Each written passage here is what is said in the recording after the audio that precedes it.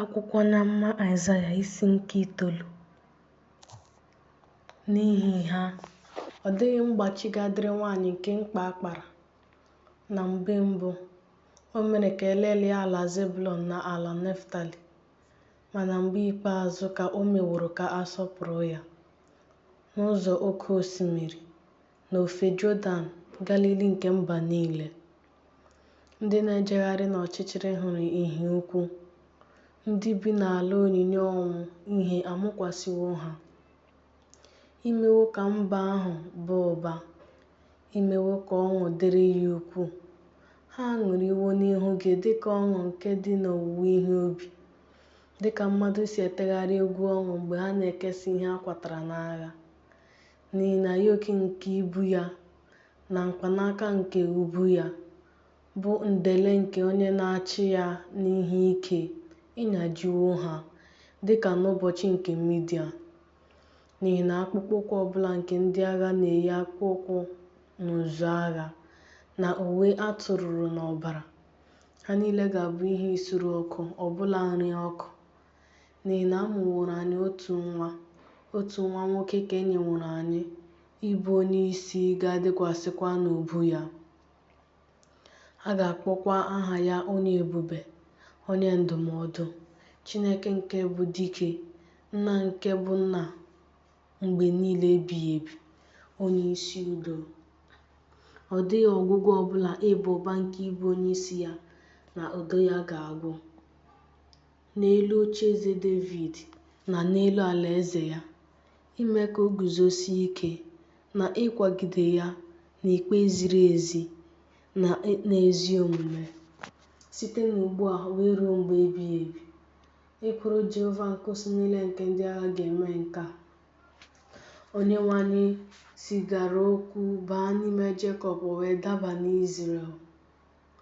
Ndị ahụ ga-amakwa, ha niile, bụ Ifrem na onye bi na Sameria, ndị na-ekwu okwu n'ime mpako na oke obi sị, brik adazuwo, ma nkume a wara awa ka anyị ga-eji wuo. Egbutuzuwo osisi sikamọ, ma osisi sida ka anyị ga-etinye n'ọnọdụ ha. Ma Jehova na-eme ka ndị na-akpagbu Rezin nọọ n'elu imegide ya. Ọ na-akwalikwa ndị iro ya. Siria site n'ihu anyanwụ, na ndị Filistia site n'ọdịda anyanwụ. Ha na-ewerekwa ọnụ richapụ Izrel. N'ihe a niile, iwe ya alaghachighị azụ, kama ruo ugbu a ka aka ya na-eseti. Ma ndị nke alaghachikwute ya onye na-etigbu ha. Ọ bụghịkwa Jehova nke host niile nke ndị agha ka ha chọgburu. Jehova wee na-ebipụ n'Izrel isi na ọdụdụ, igu nkwụ na amị n'otu ụbọchị. Okenye nke a na-ahụkwa ihe ọma, onye ahụ bụ isi, onye amụma kwa nke na-ezi okwu ụgha, onye ahụ bụ ọdụdụ. Ndị nkuzi ndị nke a wee ghọọ ndị na-eme ka ha wegharịa. Ọzọ, ndị ha a na-eduzi bụ ndị a na-eloda. N'ihi nke Onyenwe anyị agaghị aṅụrị ọṅụ n'ahụ ụmụ okorobịa ha. Ọ gaghị enwekwa obi ebere n'ahụ ụmụ mgbei ha na ndị inyom ha di ha nwụrụ. N'ihi na onye ọbụla n'ime ha bụ onye merụrụ emerụ na onye na-eme ihe ọjọọ. Onye ọbụla na-ekwukwa ihe nzuzu. N'ihe a niile, iwe ya alaghachighị azụ, kama ugbu a ka aka ya na-eseti.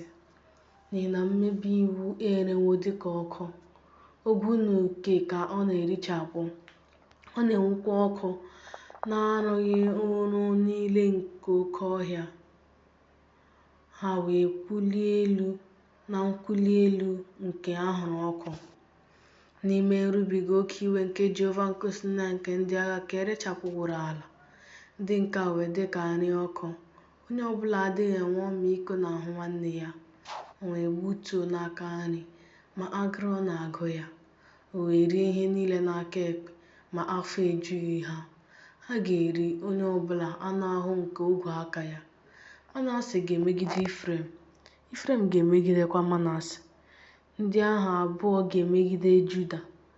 N'ihe a niile, iwe ya alaghachighị azụ, kama ruo ugbu a ka aka ya na-esetị esetị.